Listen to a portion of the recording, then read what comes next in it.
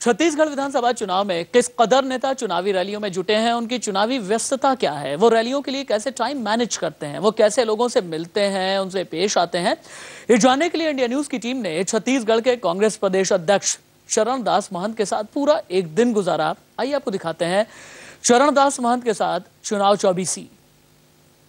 ये है छत्तीसगढ़ प्रदेश कांग्रेस के अध्यक्ष चरण दास महंत। सुबह सुबह नेताजी नाश्ते में जुटे हैं। दिन में चरण दास महंत को कई चुनावी रैलियों में पहुंचना है। आज इंडिया न्यूज की टीम भी दिन भर चरण दास महंत के साथ रहेगी और जानेगी उनकी चुनावी व्यस्तता। वक्त सुबह 9:30 बजे। नाश्ते के बाद नेताजी पार्टी कार्यकर्ताओं के साथ बैठे, उनकी समस्याएं सुनी, उनका निदान किया, फोन पर हाईकमान से बात की और निकल पड़े अपने चुनावी सफर पर। पहले चरण का शोर खत्म होने के बाद कांग्रेस ने अब दूसरे चरण के लिए पूरी ताकत लगा दी है। आज वोट यात्रा में हमारी नजर रहेगी कांग्रेस के प्रदेश अध्यक्ष चरण दास महंत पर। हम आपको दिखाएंगे चरण दास महंत का चुनावी अंदाज। नेताजी घर से कार में सवार हुए और अपने पहले पड़ाव के लिए निकल पड़े। वक्त दिन के करीब 10 बजे। नेताजी अंबिकापुर में एक चुनावी रैली का जायजा लेने पहुंचे। मौके पर पहुंच के रैली की तैयारियों को जांचा परखा और कार्यकर्ताओं को कुछ निर्देश दिए। इंडिया न्यूज ने चरण दास महंत से छत्तीसगढ़ में नरेंद्र मोदी को लेकर सवाल पूछे तो नेताजी का जवाब सुनिए। छत्तीसगढ़ में पहली बार ऐसा देखने को मिल रहा है कि मोदी से ज्यादा रैली कांग्रेस अध्यक्ष की सभा में बड़ी रैली हो रही है। वजह इसकी? मोदी को नहीं यार, समझ में नहीं आता। यहाँ मोदी को कोई नहीं पूछता, छत्तीसगढ़ में मोदी को कोई जानता नहीं है। मोदी होंगे अपने गुजरात में। चुनावी रैली का जायजा लेने के बाद चरण दास महंत उड़न खटोले पर सवार होकर अपने अगले पड़ाव की ओर निकल पड़े। इंडिया न्यूज की टीम उनके साथ थी।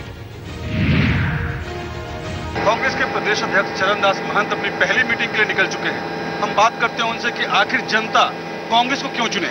सर, कौन कौन सी वजह है आपको लगता है कि जनता को कांग्रेस को मौका देना चाहिए?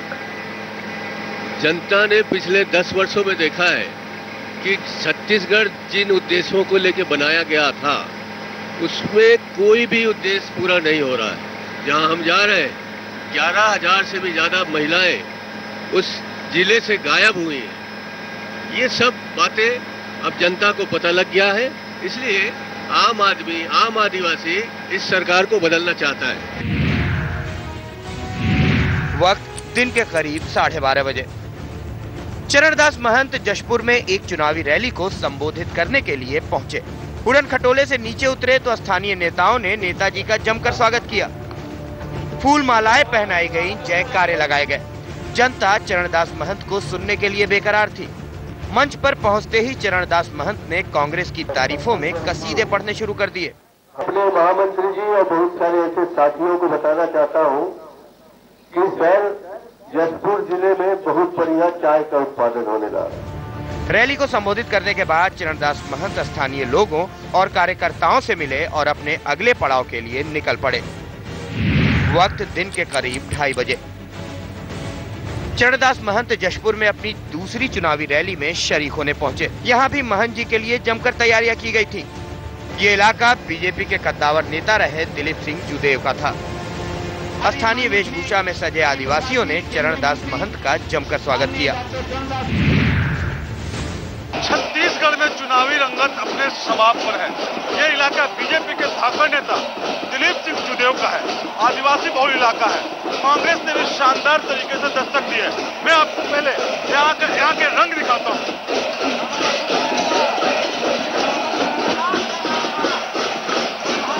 दरअसल दिलीप सिंह जुदेव के नहीं होने के बाद कांग्रेस को लगता है कि इस आदिवासी बहुल इलाके पर कब्जा जमाया जा सकता है। इसीलिए यहाँ पर धुआंधार चुनावी प्रचार किए जा रहे हैं। आज चरण दास महंत पहुंचे हैं यहाँ पर अपने प्रत्याशी के प्रचार के लिए और इसीलिए कांग्रेस पार्टी लगातार वो मसले उठा रही है कि जुदेव सिंह के समर्थकों को नाराज कर रही है बीजेपी, साथ ही साथ करुणा शुक्ला का मसला उठा रही है और रमन सिंह सरकार पर हल्ला बोल रही है। नेताजी मंच पर विराजमान हुए। कुछ देर के बाद मंच संभाला और कांग्रेस के लिए वोट की गुहार करने लगे। एक बेटा लगे के ये क्षेत्र के सेवा बढ़िया कराई जाए। आज जो देश में हमारी सरकार है सोनिया जी के नेतृत्व गांव भर गवाई भर बहुत कस ऐसा योजना बनाए है जेकर लाभ हमला छत्तीसगढ़ में मिल। रैली को संबोधित करने के बाद नेताजी स्थानीय लोगों से मिले और अपने उड़न खटोले की ओर चल दिए। चौपर में सवार चरणदास महंत ने रमन सिंह सरकार पर हमला बोला। बीजेपी का दावा है कि मुख्यमंत्री रमन सिंह के सामने कांग्रेस का कोई नेता नहीं टिकता है। बात करते हैं हम चरणदास महंत से। सर, ऐसा है क्या बहुत करिश्मे वाले हैं? करिश्मे वाले नहीं है, ये चेहरा बदल के ठगने वाले लोग हैं। भोली सूरत दिल के खोटे, वही किस्सा रमन सिंह का है। इसने भोलेपन दिखा करके छत्तीसगढ़ को पूरा लूटा है, छत्तीसगढ़ को लुटाया है। गडकरी और उसके लोगों को, गडकरी के परिवार को, संचेती के परिवार को, यहाँ की खनिज संपदा को बेचा है। ये चेहरे के पीछे नकाब लगा के घूमने वाले लोग हैं जिन्होंने छत्तीसगढ़ को लूटने का काम किया है। चरणदास महंत मुख्यमंत्री बन सकते हैं? ये मैं नहीं कह सकता, ये तो हमारे नेताओं को तय करना है किसको मुख्यमंत्री बनाएंगे। चुनाव के बाद जिसको उचित समझा जाएगा वो बनेगा। चरणदास महंत उड़न खटोले से जशपुर जिले का जायजा लेते रहे। जमीन पर उतरे तो कार तैयार थी। वक्त दिन के करीब 4 बजे। दिन का वक्त खत्म होने की कगार पर था। चरणदास महंत कार में सवार होकर अपने ऑफिस की ओर निकल पड़े। इस तरह दिन का सियासी सफर खत्म हुआ।